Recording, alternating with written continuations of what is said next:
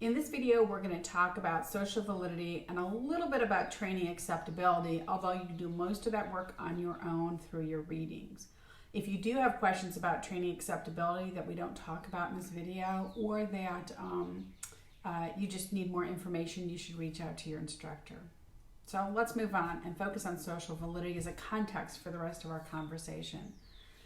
You know, most of what you do in this class, I've told you before, is generalizing or transferring the knowledge and skills that you've developed for client populations to your future staff.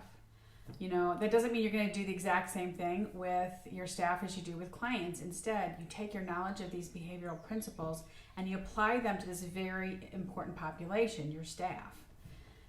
Just like I first learned about discrimination training through my readings and working with clients with autism spectrum disorder, I then learned and had to transfer my knowledge about discrimination training to help me develop these really hard quizzes like the ones that you have here. But there's a purpose for it. It's only when people can make these really fine discriminations that they're really able to use the information in situations that they need to use it in. And that could be clinical or that could be on the BCBA exam. So, social validity is another topic that you've heard about before. And I'm sure you've heard it applied to clients, and you should hear it applied to clients. You've probably been taught that social validity is an evaluation process that has three different components. The goals are socially important, the procedures are appropriate and acceptable, and the outcomes are meaningful. And because we're typically applying this to clients, what we're typically saying is we are assessing whether the treatment goals are socially important. We're evaluating whether or not the intervention procedures are appropriate and acceptable. We are evaluating whether the outcomes that are produced from the treatment are meaningful in that person's life. So we say this to them because we often say this because we're focusing on clients, but the purpose of this class is about being a great behavior analytics supervisor. So I want to make sure that this is useful to you in this context. So when we talk about social validity in a course like this, what we're really talking about are the goals of training socially important? Are the training procedures we use appropriate and acceptable? And are the outcomes of training meaningful? For the purposes of this class, or for this lecture, we're going to focus primarily on issues related to the training project, but you should stop and think about how that also connects to other aspects of your supervision. All right, so you develop training acceptability tools for the training project, and you're going to assess whether or not the methods you use to train your staff was considered acceptable, was considered appropriate by the staff. And training acceptability is an important part of social validity when you are a supervisor. And there you're focusing on everything from how long were the sessions, what was the lighting like, did you have food, did you put way too much information on a slide, to was the sequence of training materials appropriate? Did it make sense to the person you were training, right? So if you're training direct care staff like you're doing with the training project, that training should look different than if you were training graduate students, right? Because in a course like this, we need to be more technical than you would be with direct care staff. It doesn't mean that you can get flimsy with the procedures you use, but the language you use to describe it should be geared differently for each of those audiences. Whether or not you as a trainer are approachable, whether you seem knowledgeable, whether you seem open to questions. Anyway, you've got a lot of readings related to training acceptability. After you read through those, if you've got questions about what to do with the training project, talk to your instructor. I'm going to move on and instead focus primarily on the other aspects of social validity and how it relates to training. So we talked about one of the other aspects of social validity. The goals of training are socially valid. So before you begin training, you have to first assess whether training serves an important goal. And I can use a whole host of real life examples where people tried to implement training and the goal for training was just not appropriate. It wasn't appropriate for that person. It was too complex for somebody at that level or that skill set. or it wasn't directly connected to what they were doing in their job on a day-to-day basis. But the one example I want to give is in spring 2020, when everyone was quarantined due to COVID-19, a friend of mine was working from home, and she called one day super excited. She had been working really hard during the time that she was at home. And she said, I have developed this amazing training for teachers on classroom management. And I remembered everything I learned from you in 691. She was a former student. And I was really excited that I focused on training acceptability, and so we're delivering it through video conference, but these are the additional supports that we're putting in, and here's how we're going to handle coaching. And she described what is a really cool training, and so much of me wanted to jump on board and be like, yeah, that is amazing. But instead, I paused and I asked one question. I said, with teachers having to learn and implement e-learning at the same time without really a lot of advance notice, do you think that their primary work goal right now is to learn more about classroom management? They don't have a classroom to be managing, right? I mean, it's through video conference or through learning management systems. And so my friend and former student paused, and she was like, oh, okay, yeah, by the way, that was a really long pause. And then she said, oh man, I didn't even think about that. I was so excited to give them this training. I didn't even think about that. And I told her, I said, you did not waste your time. This is an amazing system. And the fact that you'll be able to do this through video conferencing means they're going to have more flexibility when it is time for them to be back in the classroom, and it is a goal for them that makes sense, classroom management. So you didn't waste your time. It's just that the goal at this moment is not the appropriate goal. So that's one aspect I wanted to talk to you about. The outcomes of training are the other piece of social validity I wanted to make sure I covered with you. So the outcomes of training should be meaningful. That's part of social validity. And so, I'll go through it in a couple of ways. I do want to make sure that you tie this back to your training project. Since you're working on that this semester, you might need to go back and look at your behavioral objectives in the training manual. It might also connect to your knowledge acquisition measures. And I'll probably bring in a couple of other points for you to consider, whether they're part of your training project or not.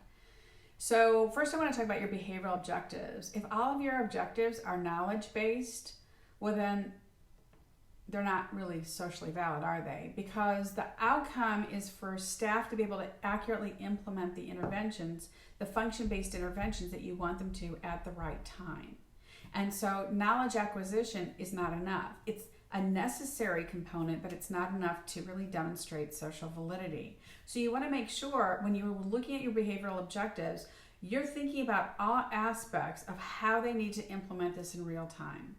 How fluent are they? How are they implementing it with a high degree of fidelity or treatment integrity? All of those pieces that go into is the outcome of treatment, that they're able to implement this intervention when they need to with the right client. So I guess that's another piece to really think about. Are they using the right intervention with the right client? Now, you might think to yourself, oh yeah, but that should be connected through the behavioral intervention plan. Yes, but you also want them to be able to correctly implement that behavioral intervention plan. And so you don't want them confusing the same intervention, how it's implemented for different functions, for example. So those are some of the things related to behavioral objectives, why you need to be so clear. I also want to talk about the knowledge acquisition measure, because I want to talk to you about a couple of the mistakes that people often make when they develop these tools.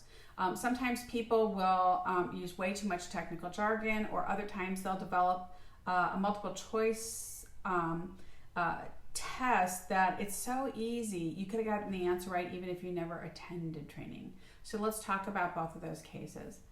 If you use a lot of technical jargon in your knowledge acquisition test, it's possible for you to say, these direct care staff did not acquire the knowledge. The outcome of the training is that it wasn't effective. Well, in reality, the direct care staff may have acquired the knowledge, but because you had all this extra technical jargon that they've never been exposed to before, your test is not accurately measuring the social validity of training. And that's one of the reasons that that knowledge acquisition test needs to be structured properly. The other piece of it is sometimes, like I said, people have a bunch of multiple choice questions where the answer is so obvious that you didn't even have to attend training. There are often cues like, there are 4 options and one answer is really long and 3 of them are really short. I don't even have to speak the same language and tell you which one it is. Most of the time, right? It's a cue that's in there. In this case, you're still not measuring because all you're doing is getting high scores. That doesn't mean that the outcome is that they acquired the necessary knowledge. As I said, knowledge is only one piece of that social validity. You have to be looking at their actual application, but it is an important piece to be looking at. And then finally, I want to tie this together with where we started, that social validity issue as it connects to your clients. The purpose for your staff to get this kind of training is so they can implement the interventions accurately.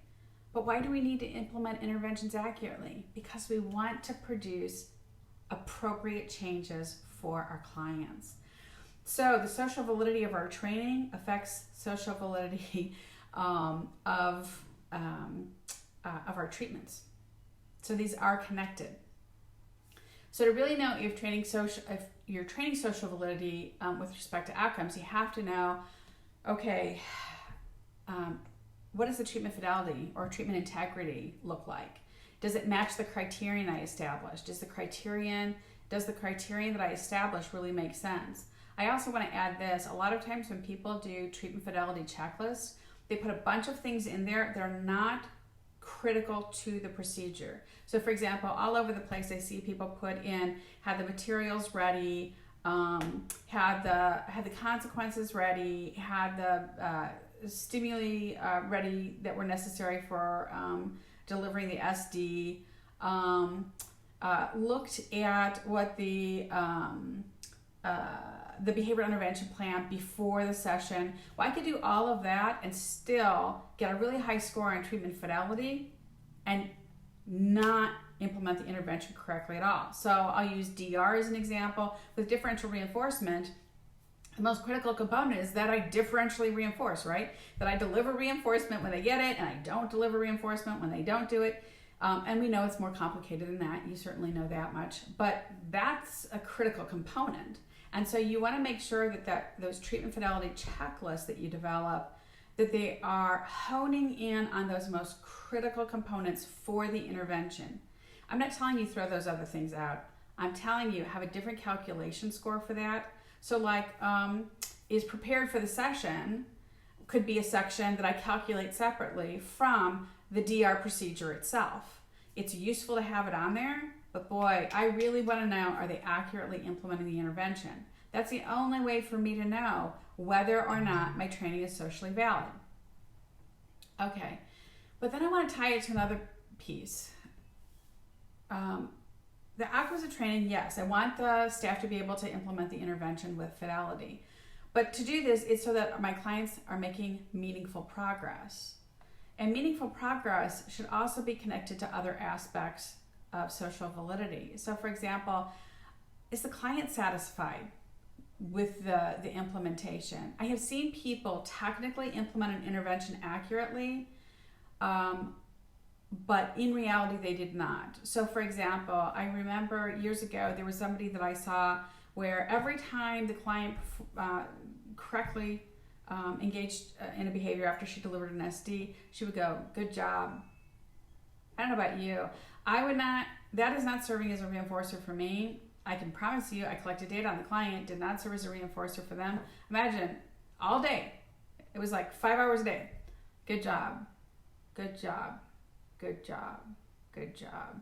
Now on the treatment fidelity checklist, I could call that praise because technically it is, but that absolutely did not serve as a reinforcer. And if I don't have a potent reinforcer, I'm not doing DR, right? And so I still have to tie that to client satisfaction because it's very obvious when client behavior changes when the schedule of reinforcement gets too lean. And so we know that that was not serving as a reinforcer. And so all of these pieces in the end, this is why this course is so important for you to start connecting all of these pieces and realizing that everything you do as a supervisor connects to your student or your client outcomes. So focusing on client preferences and client satisfaction is also really important. Now, you don't have time this semester to do all of this in your training project. We get that. We don't want to stress you out by adding this additional dimension, but you do need to know about it. And I will tell you, a lot of students have told me they've taken the project they developed for this course and actually used it in their work setting. And I'm asking you that if you decide to do that, that you take the time to take your notes that you took during this video and develop additional social validity assessment tools to make sure that you're looking at all aspects of training, of social validity as it applies to training, but also then taking that training and connecting it to social validity for clients. That would be amazing. Thanks.